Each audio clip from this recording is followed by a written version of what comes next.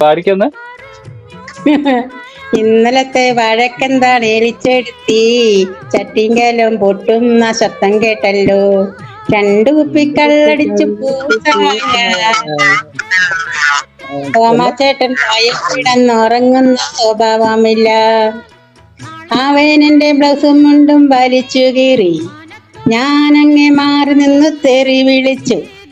അവൻ എന്നെ മുറ്റത്തേക്ക് ടാഞ്ഞു വെട്ടി, ഞാൻ ആ മുറ്റത്തേക്ക് മറഞ്ഞു വീണു. പിന്നെ ബാക്കി അറിയത്തില്ല. അയ്യോ, അത് വത്സാന്റിനോട് ചോദിക്കണം ഇനി. അതറിയത്തില്ല.